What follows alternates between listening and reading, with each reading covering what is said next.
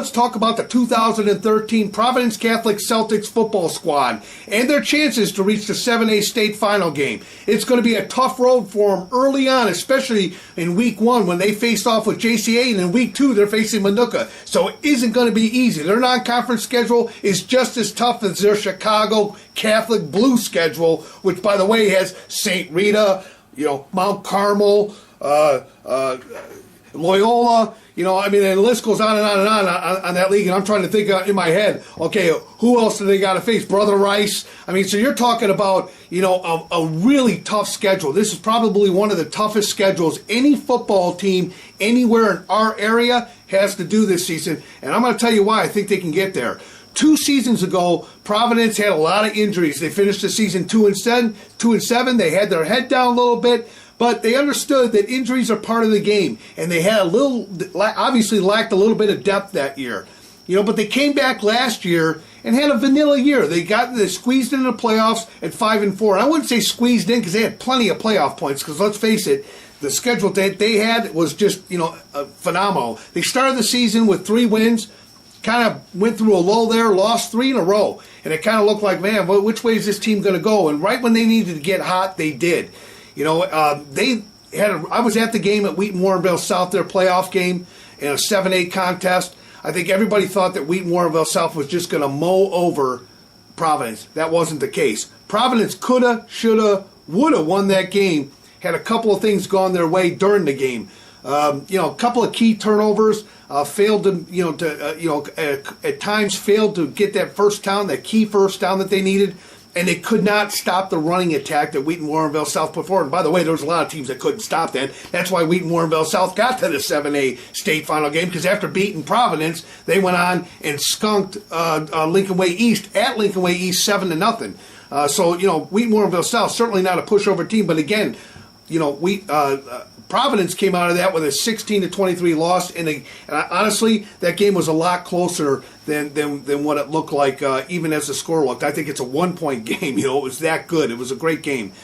When the kids walking off that field, the juniors, I kind of got the sense then that, hey, we're this close. We're right on the edge. We're going to get there. We're going to get there next year. We're going to hit the weight room, and that's exactly what they've done. I got to tell you, I'm really impressed with Providence. I think they've got a great opportunity to advance to that state final game. I'm not going to go out on a limb and say that I'm sure that their coaching staff has an expectation to get there. It's not a goal. It's an expectation. If you're a Providence football player right now, your expectation when you came to that school was to win a state championship. And if I'm wrong, shoot me, but I don't think that's the case. The fact of the matter is, those expectations are set at a very high level, and a lot of these kids, a lot of you players that are out there that play for Providence know that you started as a little kid, and here you are at 18 years old, and you're one of the best programs in the state. But it has to translate on the field, and I think it's going to this year. There's a big question mark. My question marks are for Providence this season is going to be their offense. Let's talk about their biggest weakness, their glaring weakness, and that's the loss of their quarterback, Jake Godfrey. Godfrey was probably the heir to be, and instead of coming out for football, he didn't come out for football this season. He chose baseball, and that happens. That happens, with a lot of programs where kid gets really good at one sport or the other, and Jake is a really good baseball player, and chose to focus on baseball. So now, if you're a Providence coaching staff, you're looking at it. Well, who do I got? Who can I stick in there? I think at the end of last season, when that final second ticked off the clock, about 10 minutes after that, coaching staff is already looking at who's going to pick up the slack for next year, right? But not having Jake there, that's going to be an issue for Providence. I don't know how they're going to fill that. You've got Nate Stramaglia, and I'm sorry, Nate, if I'm misspelling your name or mispronouncing your name, but so you got Nate, you got Eric Wojciechowski as a senior, and you got sophomore Miles Boynton, who's also competing for that starting spot. Now Nate came over. He did play for Providence, went to Sandburg, didn't like it at Sandburg, or something went on at Sandburg, and was happier coming back to Providence, and that's where he's at. There's going to be a question of whether or not his eligibility is going to come into play, and I'm sure they'll work that out, obviously, before that first game, but there's no telling who the starting quarterback is going to be heading against Joliet Catholic. In fact, there may be a shared responsibility. You just don't know. Eric Wojciechowski is former defensive back. He's a senior, and he's going to be able to. He's definitely got an arm, but can he play that position at that level. I guess the jury's out. I know one thing. They've got some strengths, though. Let's talk about the strengths of this offense. I mean, quarterback, is a key position, no question about it.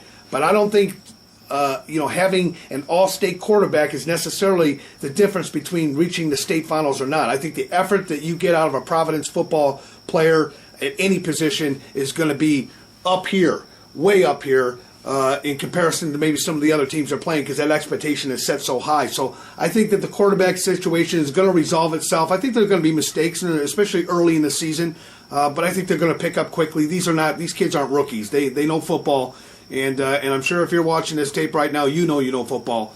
But maybe one of the biggest strengths of this football squad is going to be Brendan Price. I mean, the tailback he's a killer. This kid's got some great downfield vision. He's able to break that first wave of tackles. He can break a tackle. He's hit the weight room pretty hard, so he's picked up a few pounds. He's got some muscle on him. I look for big things for him. He's got a great offensive line in front of him, and that's one thing that Providence has always been able to do. They put out an offensive line that can get yardage and chew yardage up. But you got to be able to spread the ball around. You got to be able to put the ball in the air, especially in their conference. I mean, in that conference and in their schedule, 3 yards in a cloud of dust just isn't going to get it done. You're going to have to get those long third down, 3rd and 7s. A penalty situation where you're sitting at 3rd and 8, or farther out. You got to be able to put the ball in the air, and I think that is where the quarterback situation may be a little bit iffy. However, on 4th down, punt the ball. Let me say it again. On 4th down, punt the ball, and here's why. Providence's defense, in my opinion, humbly, they're the best defense anywhere. They are one of the best defenses out there. They rival, in my opinion, what Bolingbrook did last year in 8A. I mean, Bolingbrook had, phenomenal defense.